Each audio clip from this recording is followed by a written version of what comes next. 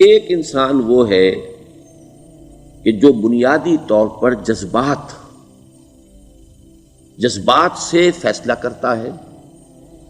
آپ اس کے جذبات کو اپیل کر لیجیے، وہ آپ کی بات مان لے گا. ایک آدمی وہ ہے کہ جو پہلے بات کو سمجھنا چاہتا ہے کہ میری عقل بھی اس بات کو تسلیم کرتی ہے کہ نہیں. بس یہ ڈسٹنکشن ہے. جو شخص چاہتا ہے کہ پہلے سمجھوں پھر مانوں، وہ انٹلیکچوئل ہے، چاہے ان پڑھ ہو. An absolutely illiterate person can be an intellectual and a PhD can be a جذباتی آدمی. PhD ہونے سے کیا ہوتا ہے؟ ایموشنل ہو سکتا ہے. PhD تو اس نے کی ہے کیمسٹری میں کی ہے، کسی اور میں کی ہے، بہت دیر تک بیٹھا رہا ہے بیچارہ، اور وہ بہت سے اسٹیٹسٹکس جمع کی ہیں، ڈیٹا فراہم کیا، اس کے اوپر کوئی ایک پیپر لکھ دیا، PhD ہو گئی. ضروری نہیں کہ PhD اس کے اندر کامن سینس بھی ہو. کامن سینس بہت بڑی ریئر سینس ہوتی ہے. It's called common sense but rarely found. اسی طریقے سمجھ لیجئے الٹریٹ شخص بھی، لیکن یہ کہ اگر اس کا مزاج ایسا ہے، اس کی ایک شخصیت ہے کہ وہ پہلے بات کہتا ہے، بلکہ بات پہلے مجھے سمجھاؤ. وہ انٹلیکٹ سے یو کین اپروچ ہم تھرو ہز انٹلیکٹ. یو میں سے کہ اس کے جذباتی سٹرکچر، اس کا ہارٹ، اس کے اور آپ کے درمیان اس کا انٹلیکٹ حائل ہے. You have to go through it. You can't reach his heart except through his intellect.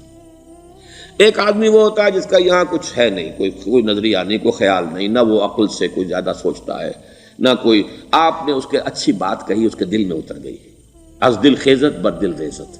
خلوص کے ساتھ آپ نے ایک بات کہی، بات اچھی تھی، اس کی فطرت نیک تھی، اس نیک فطرت اس بات جا کے اپیل کر گئی. And he starts going with you. میں نے تبلیغی جماعت کا اور ان تحریکوں کا جہاں تقابل کیا ہے کہ تبلیغی جماعت کی جو اپیل ہے ایموشنل ہے، انٹلیکچوئل نہیں ہے. وہ ایموشنلی اپروچ کرتے ہیں، اور جو ایموشنل اورینٹڈ پیپل ہیں وہ فوراً ریسپونڈ کرتے ہیں، پھر انہیں وہاں سے وہ اچک لیتے ہیں. نکلو اب اس ماحول سے.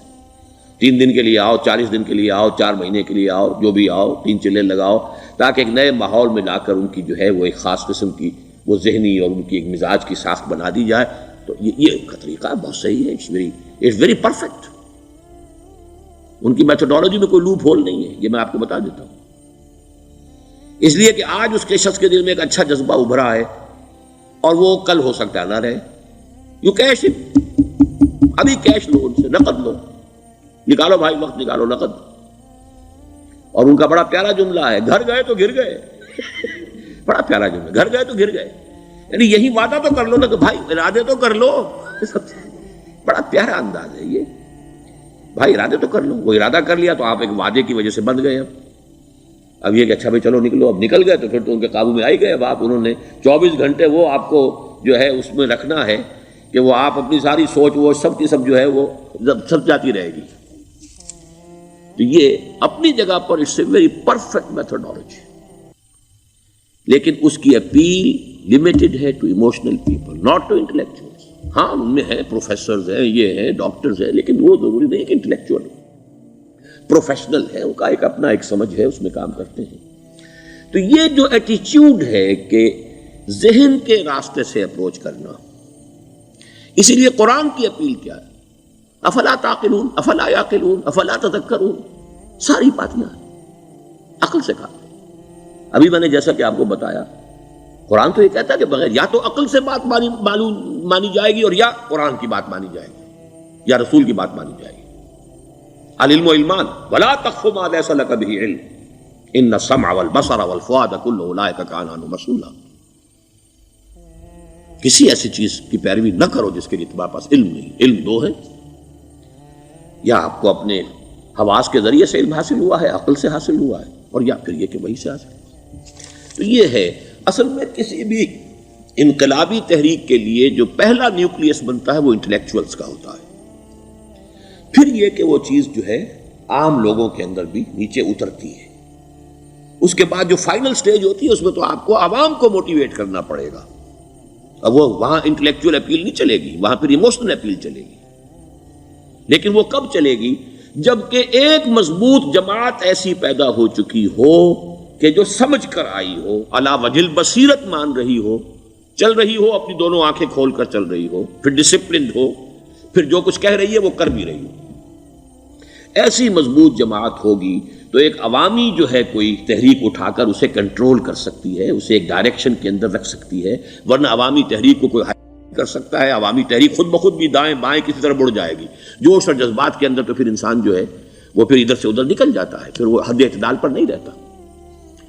اس کو کنٹرول کرنے کے لیے جیسے ریڑھ کی ہڈی ہے انسان کے جسم میں، وہ جب تک کھڑی ہے میرا پورا پوسچر کھڑا ہے، اگر اس میں سے کوئی ایک منکا بیٹھ گیا تو کوب نکل آئے گی انسان کی۔ تو وہ ریڑھ کی ہڈی جو ہے وہ جماعت ہے، انقلابی جماعت، جو کہ اسلامی انقلاب میں حزب اللہ جو ہم تنظیم اسلامی کے تحت کوشش کر رہے ہیں بنانے کی، اور یہ کہ اس کے لیے انٹلیکچوئل اپروچ کے لیے یہ سارا معاملہ ہے کہ جو اسلام کی نشأت ثانیہ سے شروع ہوا، اور یہ سارا کام جو اب ہو رہا ہے، آپ سے بات ہو رہی ہے، آپ کو سمجھانے کی کوشش ہو رہی ہے کہ دین کو سمجھیے کہ دین ہے کیا، اس کا ہدف کیا ہے، اس کا بیسس کیا ہے، اس میں پرائرٹیز کیا ہیں، یہ ساری چیزیں کہ سمجھ سے آئیں آپ کے اندر، پھر آپ سمجھ کر اس شے کو قبول کریں۔ یہ ہماری پرائرٹی ہے۔ ہم آپ کو ایموشنلی موٹیویٹ کر کے حرکت میں نہیں لانا چاہتے۔ وہ سٹیج آئے گی، جب آئے گی، اگر وہ مضبوط جماعت پہلے تیار ہو جائے تو پھر وہ سٹیج آئے گی، پھر عوام کو موٹیویٹ کریں گے۔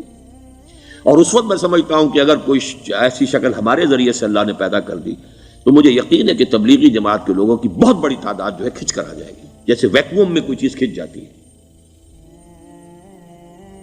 لیکن جبکہ انہیں معلوم ہو جائے کہ ہاں دین ہے واقعتاً، یہ کوئی اقتدار کی جنگ نہیں ہے، یہ کوئی اور مسئلہ نہیں ہے، کوئی اس میں شک و شبے سے بالا تر بات نہیں ہے، خالص دین کا مسئلہ ہے، اور اس کے اوپر کوئی تحریک شروع ہوئی تو پھر وہ نکل آئیں گے لوگ۔